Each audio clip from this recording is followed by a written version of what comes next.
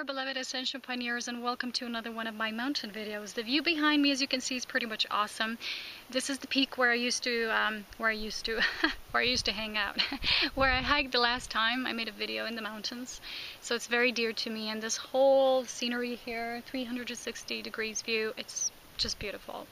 So today, as I'm on the top of the mountain, as you know, this always represents this culmination journey, culmination energy, and I want to talk about this, this energy of self-empowerment. This is kind of like the Empowerment 101 with video, which is going to address this topic from maybe a different point of view that, as we already know, as self-empowerment. I made a lot of videos about self-empowerment, especially in the beginning of this journey with Ascension Pioneers. And today I want to go even deeper. I want to go deeper into intimacy and what it really is and how self-empowerment actually means to be vulnerable. And to be vulnerable means to be intimate, to have source intimacy, which is something that I also talked about a lot in my journey. So before I go any further on this note, I wish to say that we're in a very powerful full moon. It's a super moon in Pisces, and this is usually a time of letting go. And this letting go means that everything that we have really still perceived as something that's disempowering to our journey, we now need to really see what it is, as it is, what it is for, pluck out the roots and integrate something new. And for a lot of us, this has to deal with sometimes being empowered in ourselves, but when another shows in our journey, giving them all this power, encouraging them and giving them all these tools and resources as Ascension Pioneers. And sometimes what we do when we're still not in our full power is to deplete those expression of the feelings as we feel them as well. And this is what I want to do for all of us Ascension Pioneers, to really bring out that core intimacy, which is sharing ourselves as we feel. Because a lot of times, as you know, as Ascension Pioneers, we give our best. We encourage others. We help them to fulfill their greater potential within their soul evolution. But a lot of times we hold a space, and yet we forget that we matter too. We're important too. So this one-on-one empowerment video is what's it going to be all about. Sometimes on my journey, I encounter these comments from other people or emails that, sometimes they lack a higher respect for you, because sometimes people, we like to take things for granted. So when we do, and when we approach another, is we do this without setting those healthy boundaries, which are pure respect and integrity. And oftentimes this comes through by telling another what to do, or what you think about them, and how you think they should be doing things. So I'm going to now present this perspective, how we need to handle this as Ascension Pioneers in the new. A lot of times, you, in your journey, when you've encountered such experiences, you might have gone, well, I'm just going to walk away, and I won't even bother when people are not showing me respect. But it is time now to speak up.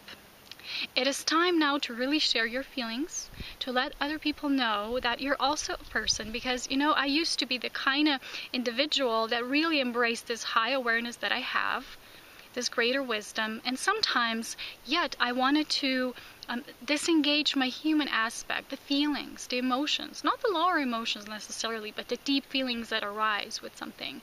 And because of my expanded awareness, sometimes I put this two as separate.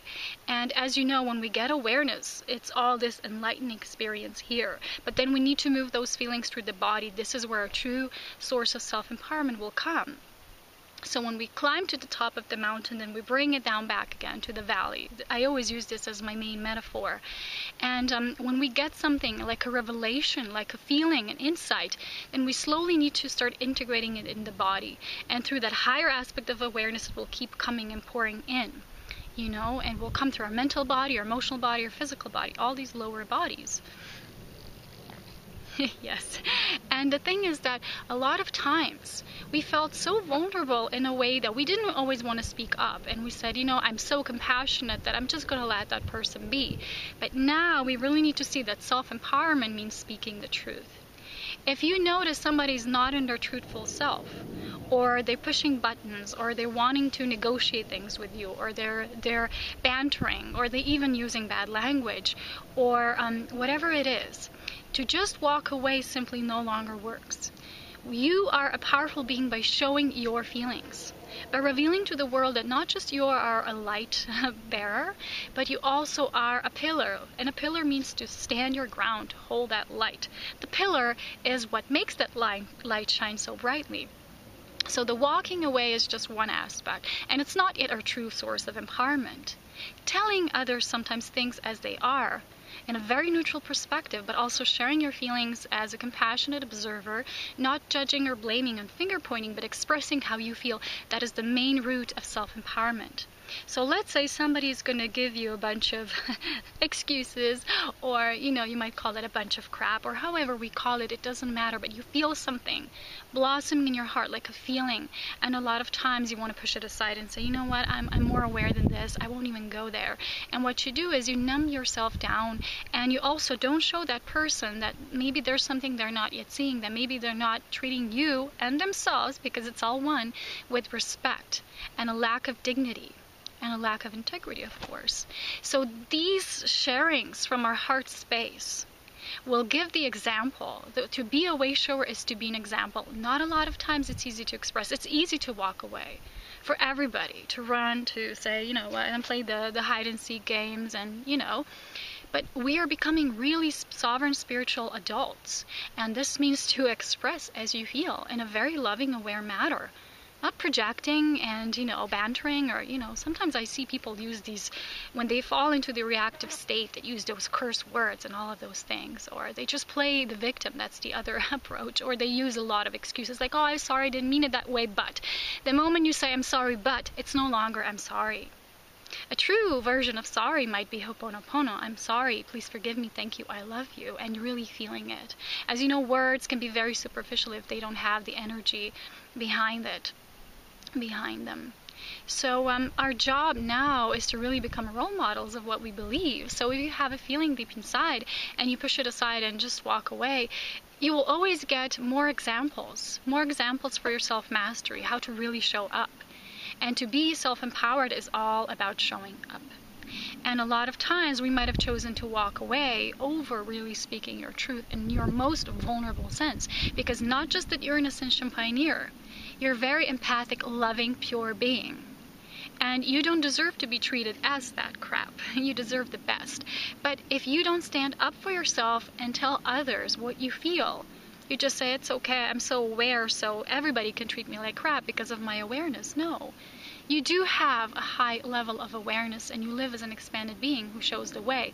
But sometimes telling things in a truthful manner is way better than just keeping quiet. As you know, it's very similar than a mother having a child, and sometimes the mother needs to set healthy boundaries, otherwise the child will never learn that certain things function the way they do, so they won't really have a proper value system, and they might not know how to handle something because they never were shown what happens as a consequence to their actions. So that's how a child learns.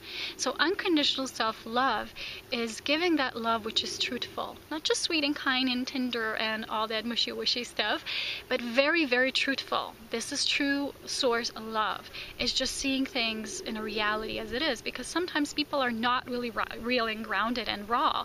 Sometimes they just say things and they don't even mean them, or they overpromise things, or they're not showing respect, or they say something and they won't show up, or they banter or use curse words. Whatever they're doing, it's not like a judgment call.